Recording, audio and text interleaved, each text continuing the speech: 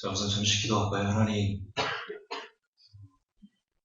2015년도에 회복교회를 다시 새롭게 세워주시고 우리가 공동체로 다시 모일 수 있도록 허락해 주셔서 감사합니다. 어렵고 그리고 고통스럽고 힘겨운 가운데 잉태된 그런 교회이만큼 아픔과 상처가 많은 교회인 만큼 하나님 마지막까지 주님 오시는 그날까지 무너지지 않고 끝까지 이 공동체가 든든하게 하나님 앞에 서 있을 수 있도록 이 시간 종의 기도를 하나님 들으시는 줄을 종이 믿습니다. 부디 종의 기도를 땅에 떨어지게 하지 마옵소서.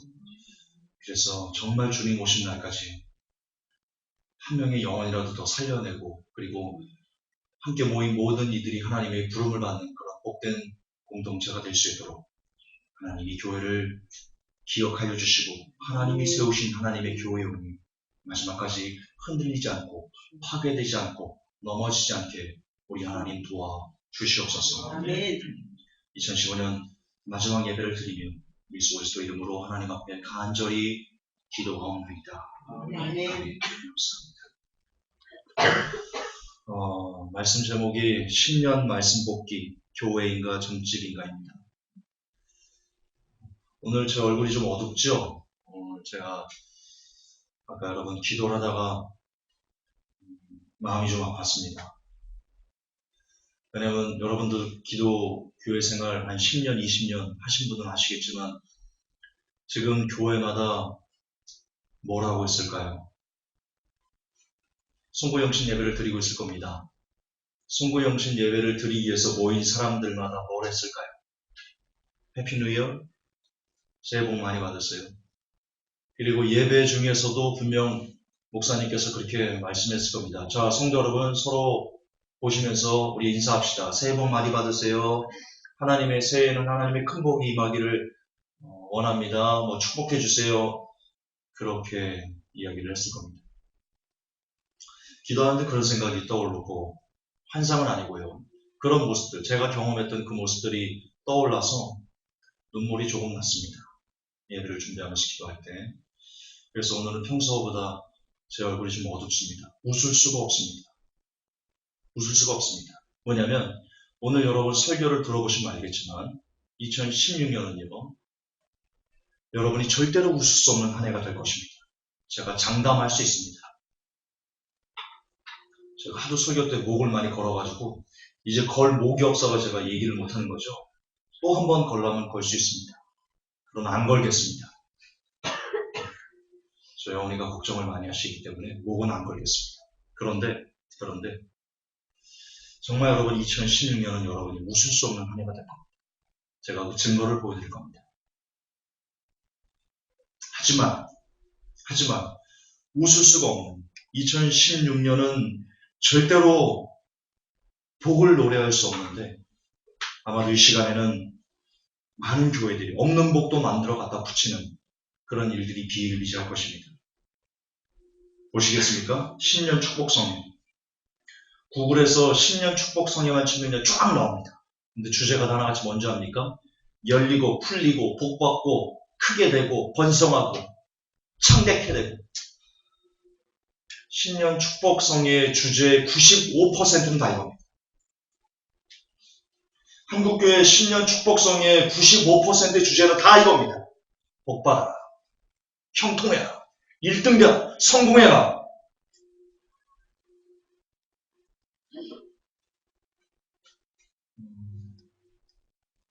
그러나 여러분 2016년에 희망이 있을까요? 희망이 있을까요?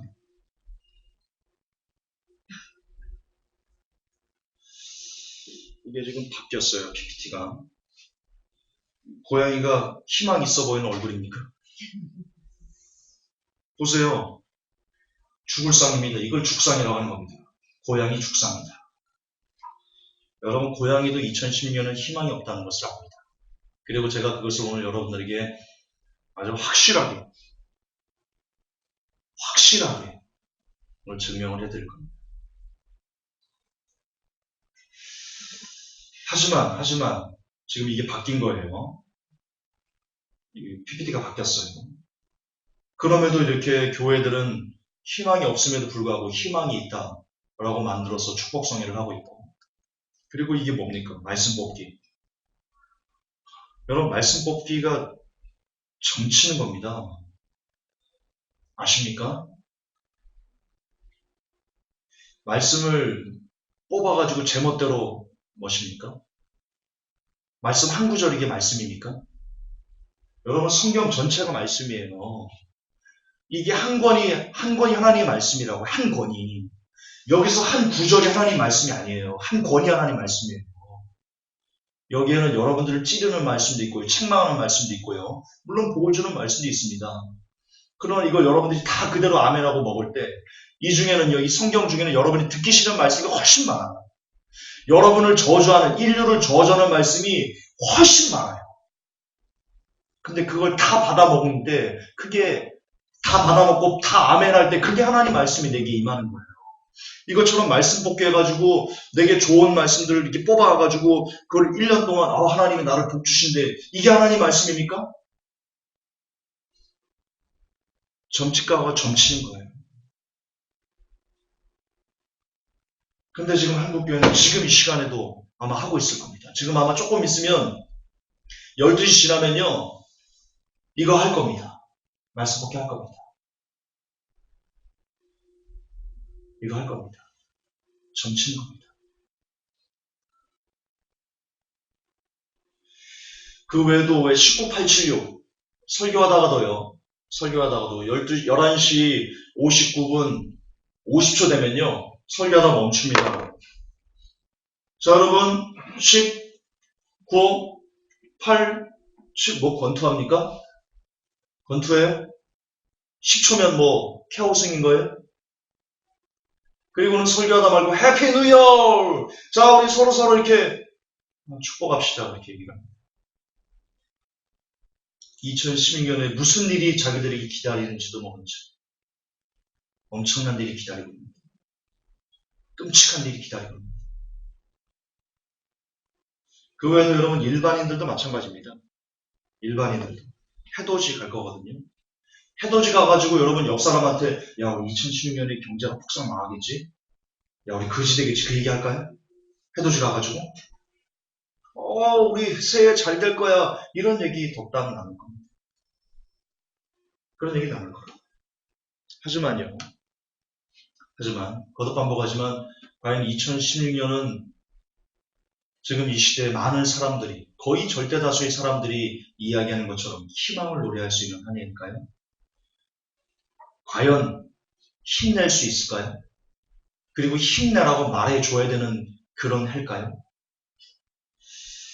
아닙니다. 여러분, 현실을 직시하십시오. 아시겠지만 저는 경제부 기자입니다. 지금까지 10년 이상 기자를 해왔고요.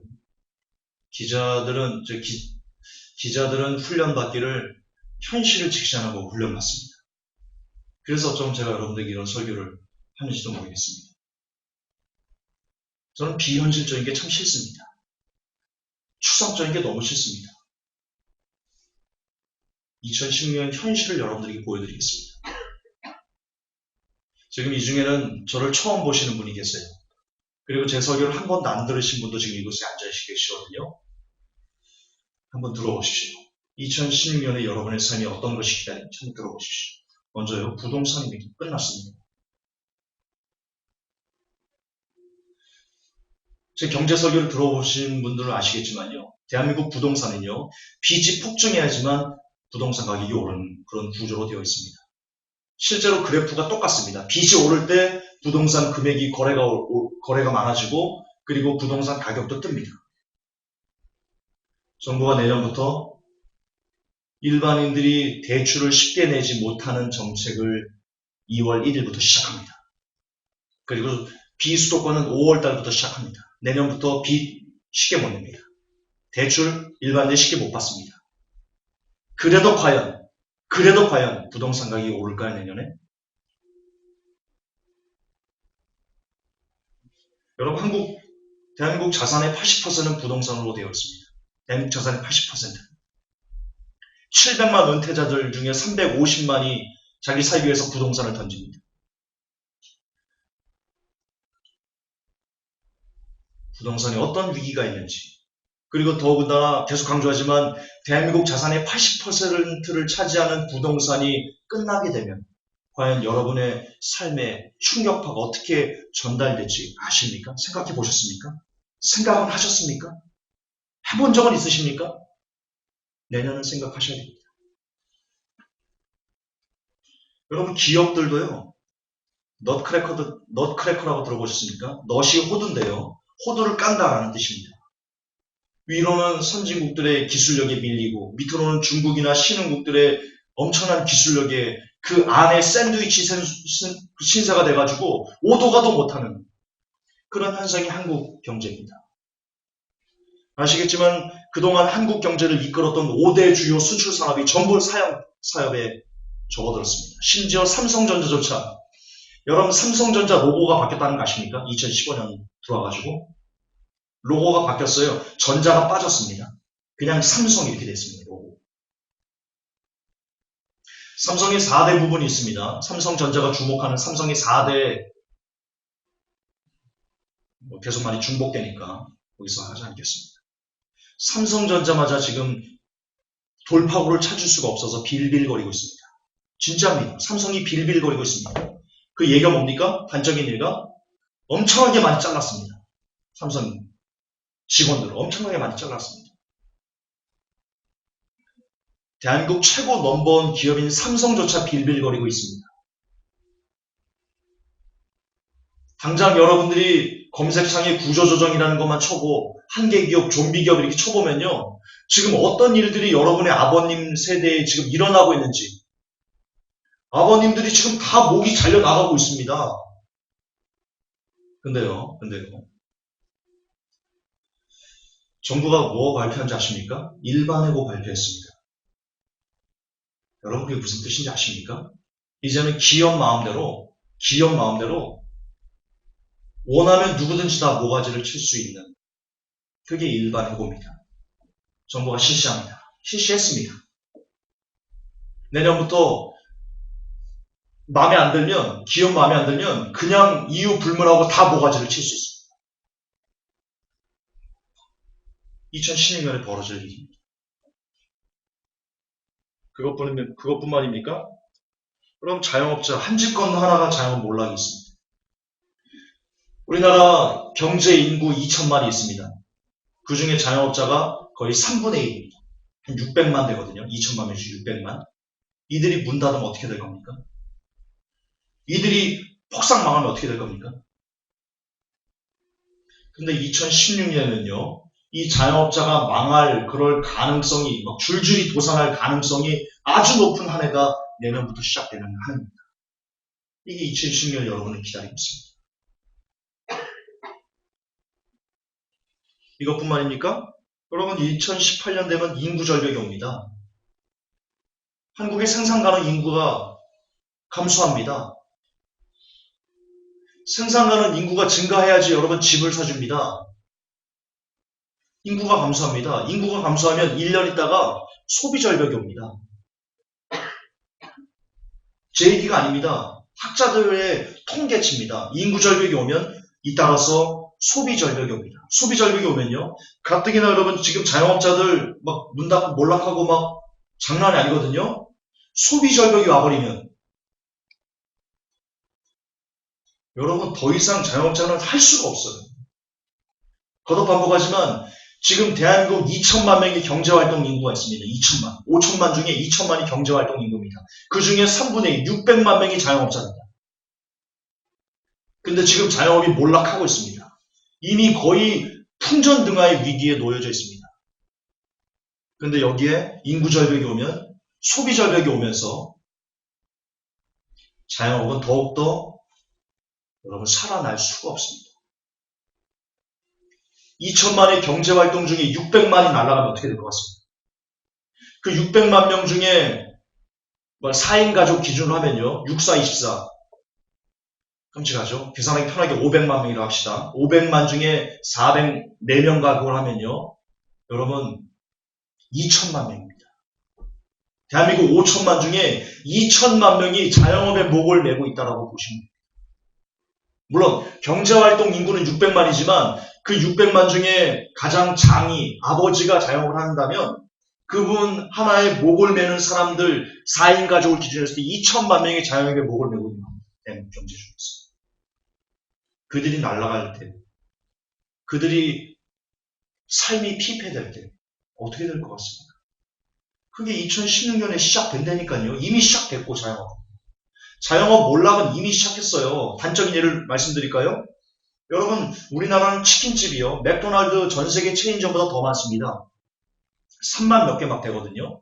그래서 이 치킨집이 정상 월급 일반 봉급 생활자들이 받는 한 200만원 수준의 혹은 180에서 200만원 수준의 순수익을 얻기 위해서는 대한민국 5천만 국민이 일주일에 2번씩 닭을 먹어야지만 닭집이 그렇게 180에서 200만원의 순수익을 얻어갈 수 있습니다. 대한민국 5천만 국민이 일주일에 2번씩 닭을 먹어줘야 됩니다.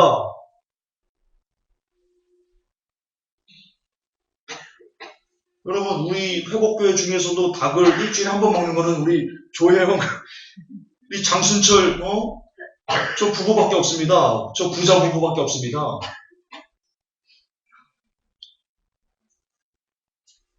저는 지금 닭을 안 먹은 지가 한 달이 넘었습니다. 한 달이 넘었어요. 닭을 안 먹은 지. 원래 닭을 안 좋아하지만. 네, 열이 됩니다. 기다리고 있습니다. 기다리고 있어요. 그것뿐만입니까? 여러분 처음엔 3포 세대 그랬습니다.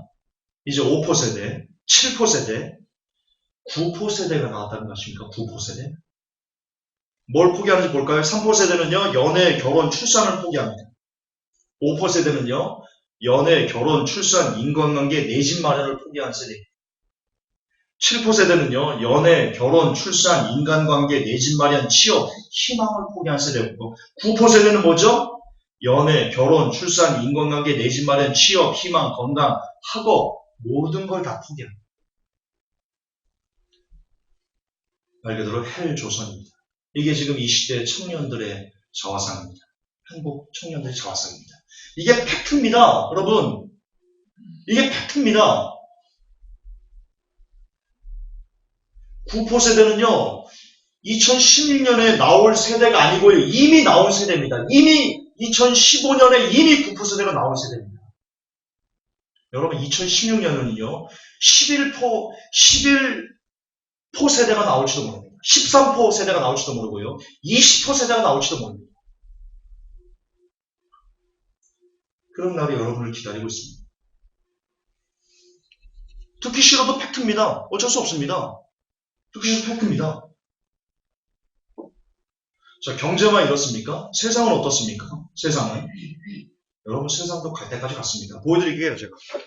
제가 이거 보고는요. 제가 진짜 주먹이 막 부들부들 떨려가지고요. 만약 제가 교사였으면 정말 제 직장을 때려치우라도 이 자식들 내가 가만 안 뒀을 겁니다. 만약 내가 교사였으면 한번 보십시오. 여러분. 피가 거꾸로 솟습니다. 있을 수가 없는. 자 보십시오.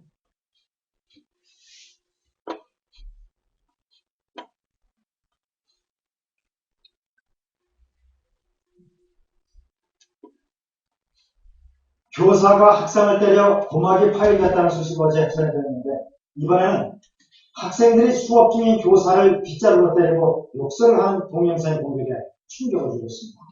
학교와 교육청이 진상조사에 착수했습니다. 김지선 기자입니다. 한 고등학교의 교실, 학생이 빗자루를 들고 수업 중인 교사에게 다가갑니다. 교사가 이를 제지하자 옆에 서 있던 학생이 빗자루로 교사의 어깨를 때립니다. 교사가 학생을 나무라보지만 학생들은 교사의 머리를 계속해서 쥐어봤습니다. 교사를 때리던 학생은 심지어 욕설까지 내렸습니다. 이런 상황을 일부 학생들은 웃으면서 지켜봤습니다. 매질은 몇 분 동안 계속됐습니다.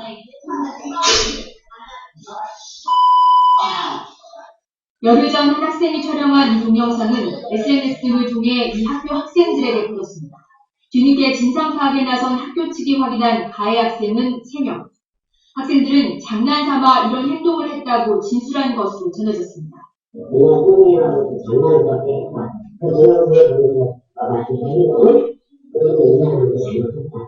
이렇게 생각을 해당 교사는 학생들의 장난이 지나친 부분이 있어서 생활 지도를 통해 훈육하려 했다고 설명했습니다. 학교 측은 교권보호위원회를 열어 여기까지 보셔야 됩니다. 이게 세상입니까? 이게 세상입니까? 여러분 군사부일체라고 들어봤습니까? 군사부일체? 안 나옵니까? 네.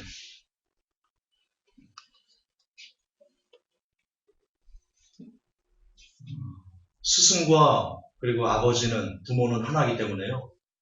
스승의 그림자도 밟지 않는다고 그랬습니다. 우리가 그런 나라였습니다.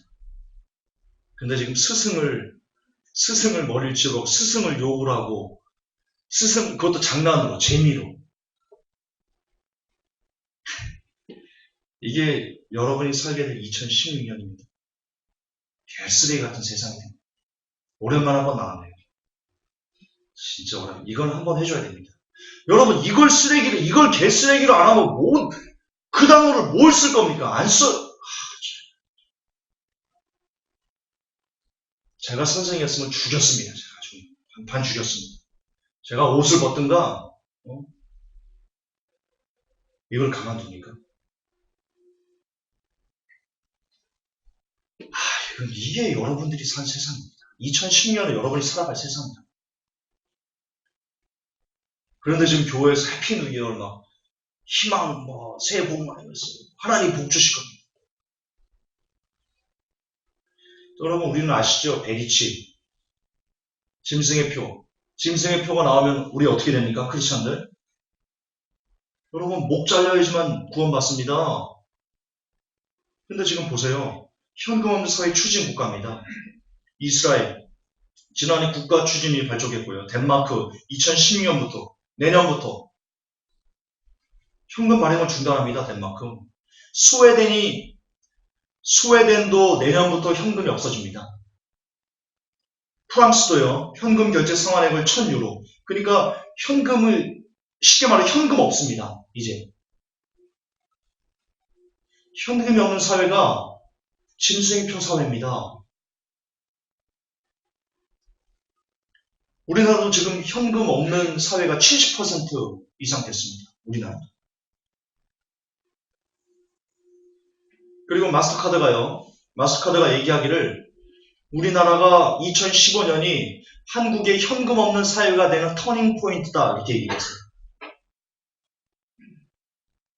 내후년 우리나라도 현금 없어집니다. 그렇게 될 가능성이 높습니다. 정확히 없어진다 그런 게 모르겠지만 그런 식으로 갈 가능성이 높습니다. 그런데요, 현금 없는 사회는요, 이렇습니다. 모든 돈을 국가 통제하에 있는 계좌에 넣어놓는 것이나 다릅니다. 국가가 여러분의 돈을 다 관리하는 겁니다. 또한 보안 문제, 정보 유출 가능성이 있죠. 현금 없는 사회로 결제라는 게 뭡니까? 다 스마트폰이나 이런 전자결제하는 겁니다. 지금 스마트폰 해킹이 얼마나 심합니까? 전자결제 해킹이 얼마나 심해요? 인터넷 해킹이 얼마나 심해요? 농협에 1억 2천만 원 빼가는 거 안 보이십니까? 뉴스 안 봅니까? 근데 왜 현금을 없애고 왜 다 전자결제로 하고 이렇게 해킹이나 이런 단점이 많은 것을 국가가 다 관리하는 것을 왜 이렇게 갑니까? 결국 보이지 않는 세력이 모든 나라의 시민들을 통제하고 억압하고 관리하고 자기들 손 안에서 쥐락펴락하는 그런 세상을 만들기 위해서 현금을 없애는 겁니다. 그게 베리칩 사회입니다. 그게 짐승의 표 사회고요. 그런 사회가 오면 크리스찬들은 못 배임받는다라고 요한계시록 13장에 똑똑하게 쓰여져 있습니다. 근데 지금 그런 사회가 오고 있습니다. 여러분 동성애자 팀 쿡이 뭐라고 했는지 아십니까? 다음 세대에 태어나는 아이들은 돈이 무엇인지 모르게 될 것이다.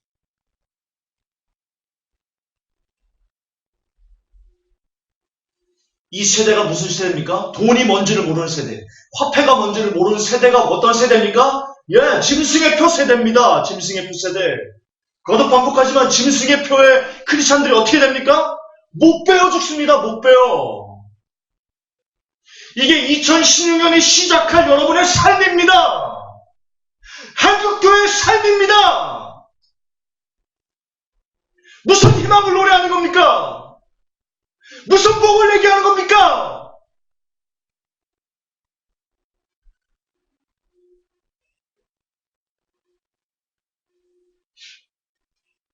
보십시오. 생체인식, 인체가 본 열쇠다. 이게 베리치입니다. 짐승의 표입니다. 요한계시록 13장입니다. 이게 열렸습니다.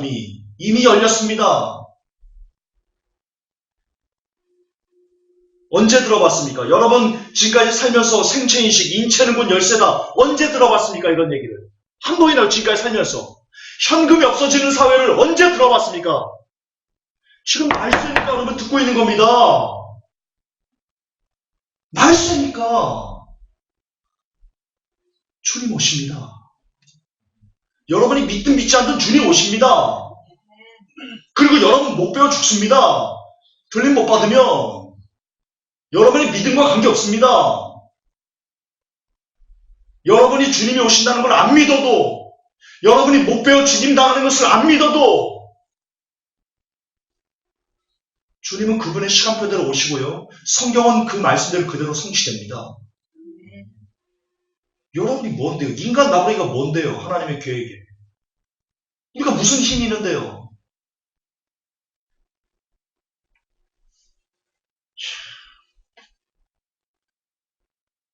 더구나 여러분, 우리는 리더십을 상실했습니다.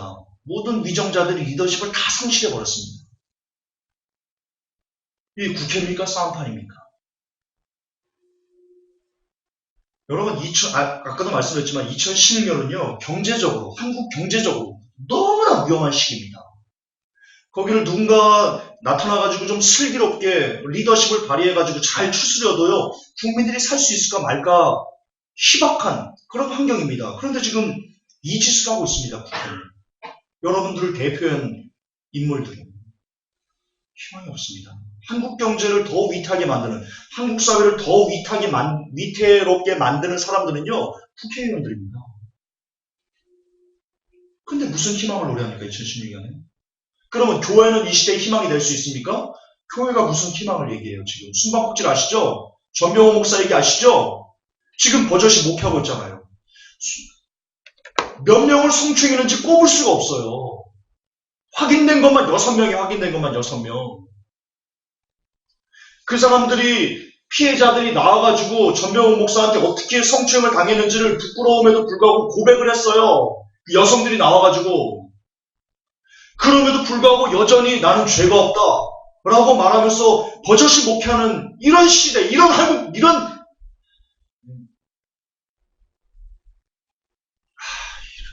이게 교회예요? 이게 교회예요?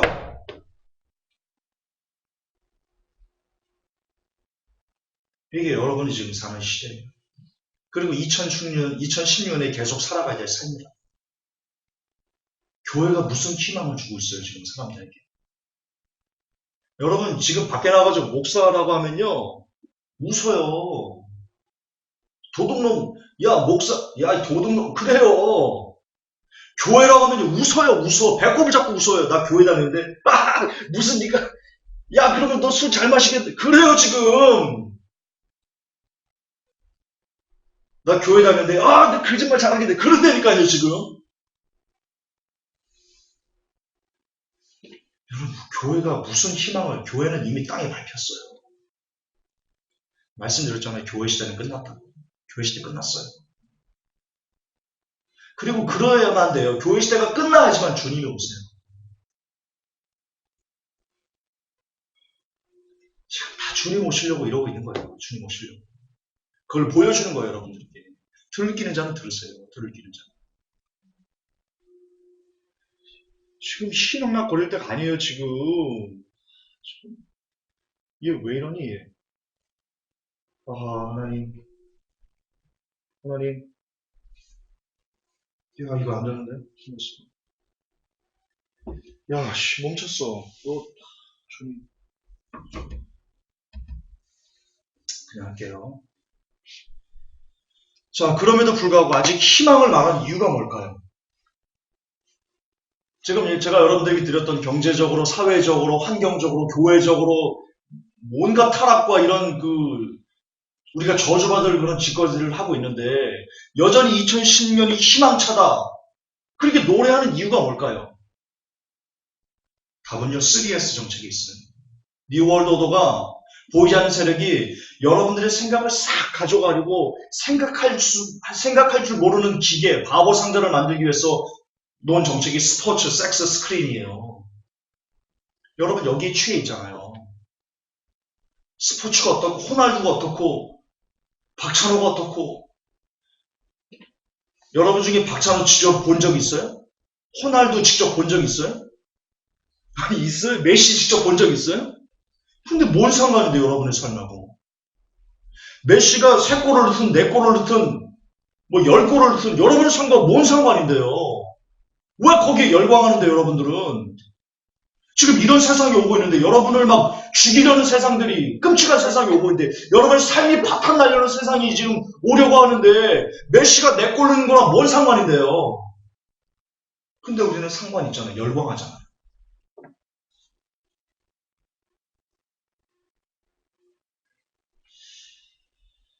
이거 잠깐만, 이게 매끄럽게 가려면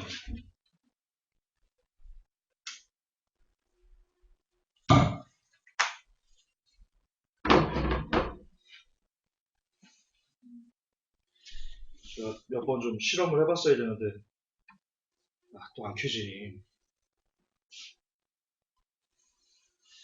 죄송합니다. 잠깐만요.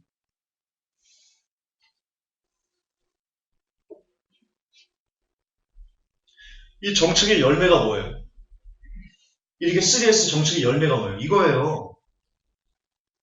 제가 오늘 설교를 12시, 오전 12시경 제가 마무리를 했거든요. 지금 11시에 제가 캡처한 거예요. 설교 준비하면서. 이게 네이버 핫토픽. 지금 현재 그 시간에서 사람들이 제일 많이 관심 있어 하는 키워드들이거든요. 뭐예요? 연기대상, 유재석, 지동원 결혼. 지동원이 누구야? 누군지도 모르겠어요. 가요 대축제, 엑소가 누구야? 가수인가요? 가수겠지? 사관왕, 박서준. 다 무슨 연예인들, 스포츠, 그러잖아요, 다. 3S예요. 스포츠 섹스 스크린이에요. 이게 열매라고, 여러분. 여기에 취했으니까 지금 세상이 어떻게 돌아가는지를 모르는 거예요, 여러분들이 지금. 엄청난 세상이 여러분에게 지금 닥치고 있는데, 엄청난 위기가 닥치고 있는데, 참 불쌍한 겁니다. 불쌍한 겁니다. 혹시 여러분 스톡홀름 증후군이라고 아십니까? 들어보셨습니까? 뭐냐면 인질이요, 인질범에게 동화돼가지고 경찰보다도 그 인질범을 훨씬 더 좋아하고 옹호하는 현상을 스톡홀름 증후군이라고 하거든요. 왜 여러분 2016년에 아직도 희망을 이야기하는지 아십니까? 이 스톡홀름 증후군 때문입니다. 즉 이런 겁니다. 지금 여러분이 3S라는 정책의 노예가 되어 있는 겁니다. 인질이 되어 있는 겁니다. 자, 왜 왜 인질들이 인질범에게 동조한지 아십니까? 자기 목숨이 거기 달려있거든요. 인질범에게 내 목숨이 달려있다고요. 그래서 살기 위해서 인질범에게 동조하는 거예요. 살려고. 왜 2016년에 사람들이 희망이 있다라고, 괜찮다고, 경제 아직 할만하다고, 아직 이 사회 따뜻하다고 왜 그렇게 말하는 겁니까? 지금 이 세상에, 이 땅에 그들이 인질로 잡혀있기 때문입니다. 이게 굉장히 중요한 개념입니다. 즉, 이 땅이 좋아서, 이 땅을 사랑해서, 이 땅과 함께하는 사람들이기 때문에 이 땅이 주는 메시지인 아직 괜찮아, 희망 있어, 살 수 있어, 경제 괜찮아 라는 것에 동조되는 겁니다. 신적으로. 그러나 반면 이 땅을 살지 않는 사람들은, 이 마음이 이 땅이 아니고 저 하나님의 나라에 있는 사람들은 동조 안 합니다. 그러니까 이런 중국으로부터, 이런 3S로부터, 이런 희망이 있다라는 이런 거짓 평강으로부터 벗어날 수 있는 겁니다. 답은 거기에 있습니다. 결국 여러분, 내 백성이 지식이 없어로 망하는 거고요. 그리고 세상 신이 그들의 눈을 가려서 희망을 노래하는 겁니다. 고린도서 4장 4절은 말합니다. 그 중에 이 세상 신이 믿지 아니하는 자들의 마음을 혼미케 하여 그리스도의 영광의 복음의 광채가 비치지 못하게 하미니 그리스도는 하나님의 형상입니다. 이 세상 신이 믿지 않은 자들, 그들의 눈을 가렸어요. 진짜 지금 우리가 무슨 세상을 살아가는지를 모르게 한답니다.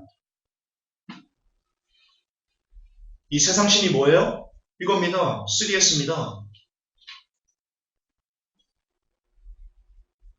즉 결론적으로 지금 2016년에 희망을 말하는 사람들은 죄송하지만 거의 다 뭐에 붙잡힌 사람인 줄 아세요?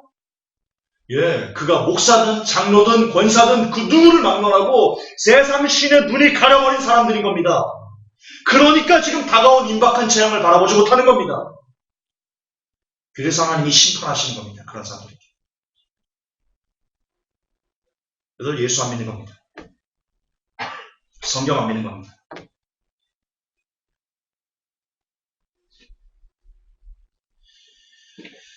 여러분, 우리는 스톡테일 패러독스라는 것을 배워야 됩니다.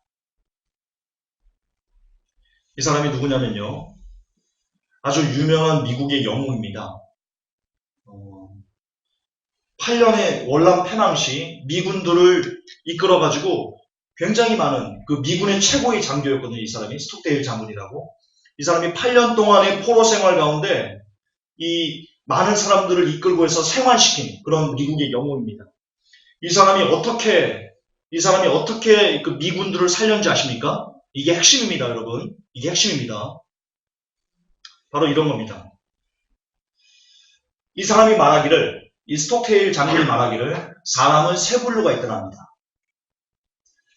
그 노예 중에, 그 포로로 잡힌 사람 중에는 세 가지의 부류가 있더랍니다. 첫째는 좋은 놈, 나쁜 놈, 이상한 놈이 아니고요. 첫째는 비관적인 사람.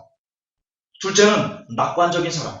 셋째는 현실적인 낙관적인 사람. 이렇게 세 가지의 부류가 있더랍니다. 그런데요. 낙관론자. 어떤 사람이냐면 내가 막연하게 구원받겠지. 그러니까 크리스마스가 되면 내가 풀려날 거야. 혹은 해가 중천에 떠가지고 혹은 바람이 살랑살랑 불면 내가 살아날 거야. 이런 아무런 근거가 없어요. 자기가 살 수 있다는 것에 대한 아무런 근거가 없이 그냥 나는 막연히 잘 될 거야. 나는 살아날 거야. 구원받을 거야. 라고 했던 낙관론자는요, 다 죽었답니다. 다 죽었대요. 한 명도 남김없이 다 죽었대요. 여러분, 한국교회가 이렇게 가르치고 있습니다. 하나님이 여러분을 선택했으니까, 하나님이 도와주실 거니까 2010년 경제가 아무리 어려워도 괜찮아, 살 수 있어. 이런 막연한 기대. 어떻게 하나님 앞에 살아가야 되는지에 대한 전무하고 그냥 막연히 하나님이야. 한 번 구원받았으니 어떻게 구원을 잃어버리겠어. 괜찮아, 우리는 하나님이 살려주실 거라는 막연한 기대, 막연한 낙관론, 막연한 긍정의 힘.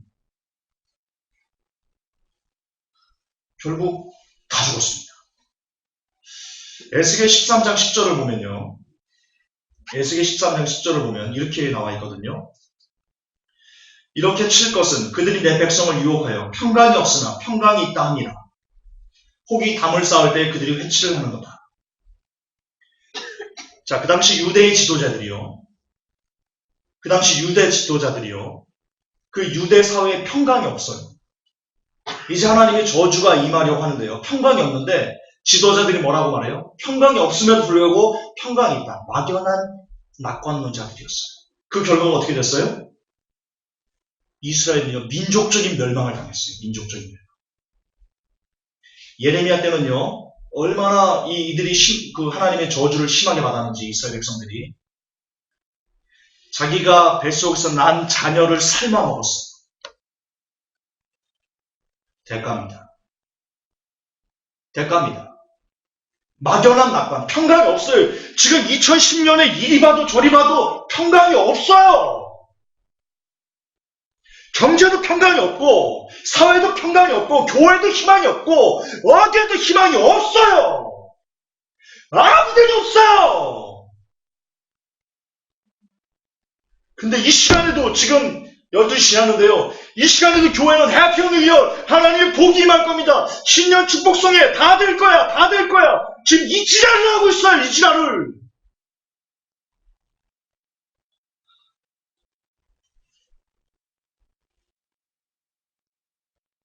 어쩜 이렇게 닮았는지.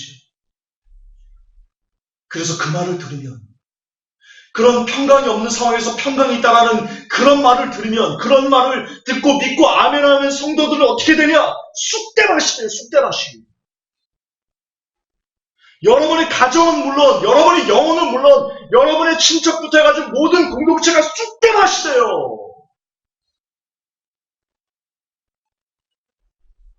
근데 지금 2010년에, 지금 이 시간에 한국교회가 그 짓을 하고 있다고요, 그 짓을. 목사님들이 그 짓을 하고 있다고요. 평강이 없어요. 들어보셨잖아요. 무슨 희망이 있어요? 자본주의 사회에서 경제가 무너지게 생겼는데 무슨 희망이 있어요? 사회가 애들이 선생님을 빗자루 장난질로 때리고 있는 이런 사회가 무슨 희망이 있단 말이에요.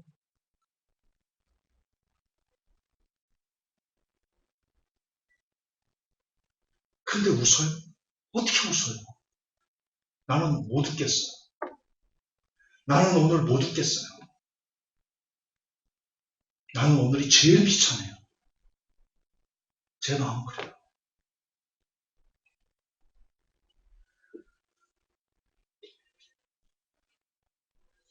여러분, 두 번째는요, 비관론자입니다. 비관론자는요, 역시 다 죽었습니다. 비관론자도 역시 다 죽었습니다. 지금 시대 일반인들과 같습니다. 일반인들. 왜 인터넷상에 아고라나 이런 거 보면 막 대한민국을 개한민국 막 이렇게 해가지고 하는 사람 있죠? 아무런 대책도 예견하지 않으면서 그냥 무조건 망할 것이다. 끝날 것이다. 패망. 이런 비관론자들 다 죽었습니다. 마지막 세 번째. 살아남은 사람들은요. 현실적인 낙관론자들이었습니다. 그들은 뭐냐? 이런 겁니다. 지금 냉철하게 현실을 직시합니다. 무엇이 위기인지. 경제적으로 어떤 위기가 오고 있고, 사회적으로 어떤 위기가 있고, 짐승의 표는 지금 이러니까 지금 뭐가 오고 있고, 이런 내용들을 날카롭게 냉철하게 분석해서 무엇이 문제고, 어떻게 대비해야 되고, 어떤 걸 준비해야 되고, 이렇게 지금 현재 있는 위기를 눈 감지 않고 그대로 직시하면서 그 안에서 그럼 어떻게 살아야 될지를 고민하는 사람들이 현실적인 낙관론자였는데요. 자랑 좀 하겠습니다. 회복교회가 그렇습니다. 진짜입니다. 회복교회가 그렇습니다. 저는 오늘 여러분들에게 진짜 희망을 말씀드리고 싶은 겁니다. 가짜 희망이 아니고 진짜 참된 희망이 뭔지 저는 희망을 압니다. 참된 소망을 압니다. 그래서 부제가 2012년 나는 진짜 희망을 노래하고 싶다라고 쓴 겁니다. 여러분, 우리에게는 냉철한 현실이 있습니다. 냉철한 현실에 대한 그 인식이 회복교회는 있습니다. 그렇죠? 그러니까 교회 지금 경제가 어떻게 될 거라는 것부터 해가지고 막 그 전쟁의 위기부터 일본군이 쳐들어오는 어떤 이런 것들을 낱낱이 분석해서 제공해 드리는 거죠. 그리고 또 하나 우리에게는 진짜 희망인 예수 그리스도가 있습니다. 저는 그게 진짜 여러분 우리가 살 수 있는 유일한 소망이다라고 생각합니다.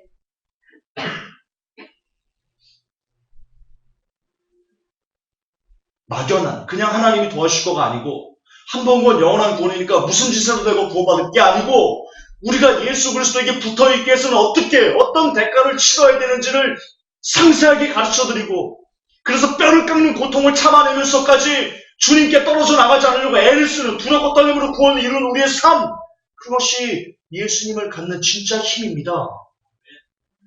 회복교회는 크게 있습니다. 크게 있습니다.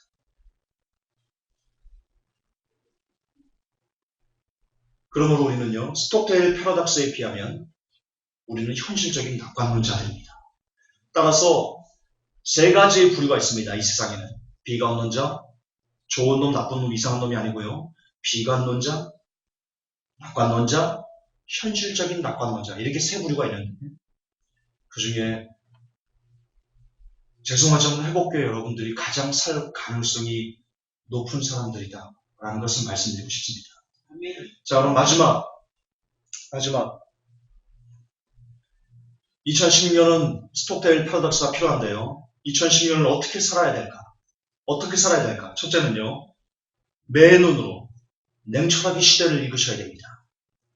막연하게 그냥 어렵겠지, 막연하게 좋아지겠지가 아니고 냉철하게 경제는 어떤 부분에서 어떻게 어렵고, 사회는 어떻게 어렵고, 진세기표는 어떻게 오고 있고, 지금 교회 시대가 어떻게 문을 닫고 있고, 일본군은 어떻게 쳐들어오려고 하고, 지금 유럽은 어떻고, 뭐 이런 여러 가지 것들을 시대를 냉철하게 바라볼 수 있는 맨눈이 여러분에게 있어야 됩니다.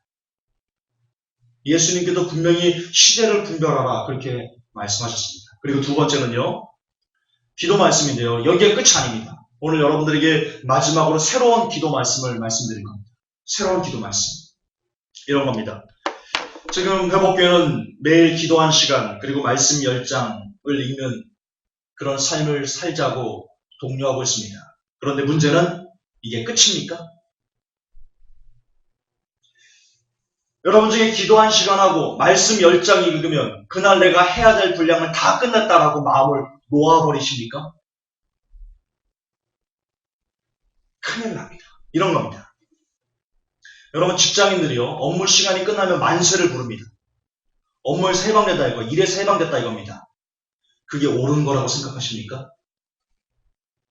자, 우리는 하루의 시간 중에 직장에서의 시간이 제일 깁니다. 그런데 만약 우리가 직장에서의 긴 시간 때문에 이것을 끝냈다고, 내가 일을 끝냈다고, 이제 내 편하네 라고 한다면 그 사람은 그 업무 시간 8시간 동안 아주 죽을 고생을 한 겁니다. 그의 인생 24시간의 인생에서 그 8시간은 죽을 시간이 되는 겁니다. 반면 일이 기쁨이 된다면, 내가 지금 하는 일이 기쁨이 된다면, 즐거움이 된다면, 내 어떤 그 영혼이나 혹은 내 가족이나 기타 어떤 그 뭔지 모르겠지만 이 일이 내가 너무나 즐거워. 아주 생산적인 시간이야. 나의 시간이야. 나를 자아성찰해주는 그런 시간이야 라고 우리가 인식할 수 있다면 여러분의 24시간 중에 그 일하는 8시간은요 죽을 시간이 아니고 살아있는 시간이 됩니다. 마찬가지로요, 학생이요, 방학이 오면 야 행복해 그러죠. 그러면 그 사람은 역으로 뭡니까? 그 학생은 그동안 공부했던 시간이 너무나 고통스러운 시간이었던 겁니다. 단지 어떤 대학을 들어가기 위한 수단 이 정도. 그러나 만약 그 사람이 공부하는 게 정말로 자기에게 그 유익하고 자기를 그 성찰하게 하고 자기를 성장하게 하고 이런 부분에서 깨달아서 그 시간을, 지금 공부하는 시간이 굉장히 즐겁다면 그 학생에게는 그 시간이 살아있는 시간입니다. 자, 이 얘기를 왜 드리냐? 만약 여러분이 일을 할 때 단지 돈을 벌기 위한 그런 수단이었다면 일은 고통이고, 학생들이 단지 대학을 들어가기 위해서 하는 공부였다면 역시 그 시간은 고통입니다. 마찬가지로 여러분이 기도 말씀을 단순히 여러분들이 뭐 혹은 하나님 나라에 들어간다거나 혹은 뭐 기타 뭔가 어떤 목적, 특정한 목적, 여러분의 그 어떤 특정한 목적 때문에 기도 말씀을 하는 시간이고 그게 고통스럽다면, 그래서 그것이 고통스럽다면 여러분 기도 말씀을 여러분에게 아무런 유익을 주지 않습니다. 이제 여러분들이 기도 말씀을 어떻게 해야 되냐? 내가 천국에서도 기도하겠다. 내가 천국 가서도 말씀 보겠다.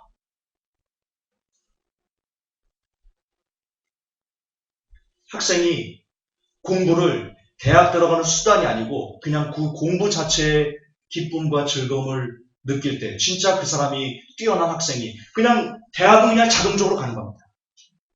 직장인이요, 돈을 벌기 위해서 어떤 수단 때문에 고생스러운 일을 한 게 아니고 일 자체가 그냥 너무 즐거워서 하게 된다면, 그렇게 발상의 전환을 가져올 수 있다면 그 사람에게 돈은요, 승진은요, 그냥 갖다 붙이는 겁니다. 그냥 따라오는 겁니다. 마찬가지로 기도 말씀이 여러분에게 어떤 특정한 목적을 이루는 그런 수단이 아니고 그냥 기도가 좋고 말씀이 좋고 그래서 내가 나는 이게 기도 말씀이 너무 좋아서 나는 천국에서도 기도할래. 나는 천국에서도 말씀 볼래. 여러분 상상해 보십시오. 천국에서 말씀을 보는 겁니다. 책상에 앉아가지고요. 천국에서 보고 있는데 예수님이 똑똑 야 관훈아 뭐하냐? 아 예수님 저 말씀 좀 보고 있습니다. 생각해 보세요. 상상해 보세요. 얼마나 행복할 것 같아요? 얼마나 행복할 것 같아요? 그게 최고의 복 아니에요? 여러분 천국 가면 기도 안 할 거예요? 기도는 여러분에게 천국을 보내주는 수단이었어요? 천국 가면 말씀 안 볼 거예요? 말씀 안 읽을 거예요? 말씀이 있는 거는 그냥 천국 가는 그냥 수단이었어요? 그러니까 여러분 기도 말씀이 안 되는 거예요. 고통스러운 거예요. 수단이니까. 기도 말씀이 수단이 아니고 여러분의 삶의 의미가 될 때 그때 기도 말씀은 진짜 위력을 발휘합니다. 그 전까지 여전히 기도 말씀이 천국이나는 아니지만 기도 말씀이 단지 천국을 가는 어떤 수단으로 전락한다면 여러분은 1시간 기도 시간이 너무나 고통스럽고요.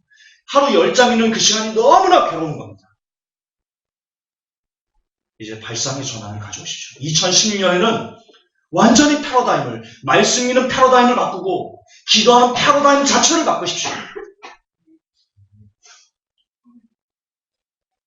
서양 사람들은 이런 은퇴의 개념을 갖고 있습니다. 내가 여기서 빨리 돈을 모아서 젊었을 때 은퇴해야지. 여러분 이게 아주 안 좋은 사고방식이라는 거 아십니까? 굉장히 안 좋은 사고방식입니다.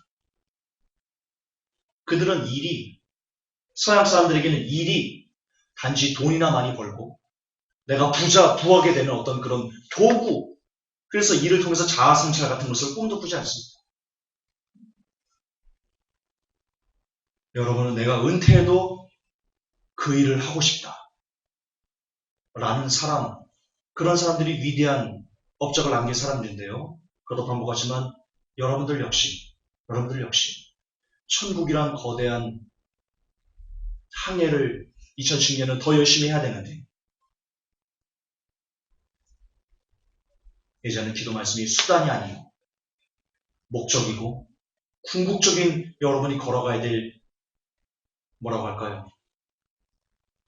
그냥 여러분에게 그냥 주어진 그냥 내가 사는 이유, 내가 사는 의미, 내가 왜 살아? 기도하려고.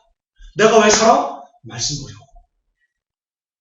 그렇게 완전히 패러다임을 바꾸신다면 2010년 엄청난 위기에 어떻게 표현할 수 없는 이런 위기 상황에 여러분의 의미인 기도가 여러분의 살아가는 그 목적인 말씀 묵상이 분명 여러분들을 천국으로 인도해 주실 것이다. 그렇게 믿어 의심치 않습니다. 부디 2016년에는 냉철한 현실의 눈으로 다시 오실 주님을 끊임없이 깨어서 기다리는 복된 모든 회복의 성도 여러분 되시기를, 이 메시지를 듣는 모든 분들이 되시기를 주 예수 그리스도 이름 안에서 진심으로 축복합니다. 하나님 아버지, 2016년은 희망이 없습니다. 소망이 없습니다. 닥틉니다. 하나님 아시죠? 그러나 이 가운데 하나님 회복의 성도들이 진짜 희망을, 진정한 소망을 노래하기 원합니다. 그리고 그 길을 얻기 위해서, 그 길을 가기 위해서 이제는 기도 말씀이 우리를 천국 보내는 수단이 아니요, 기도 말씀이 그냥 우리의 삶의 의미이기를, 그냥 우리 삶 그 자체기를, 그래서 천국에서도 기도하고 천국에서도 말씀을 묵상하는 내 평생을 두고 해야 될 나의 내 영원히 해야 될 그것이 기도 그리고 말씀이기를 그런 모든 회복된 성도가 될 수 있기를 주 예수 그리스도 이름 받들어 축복하며 기도하옵나이다. 예수님의 이름으로 기도하옵나이다. 아멘. 감사합니다.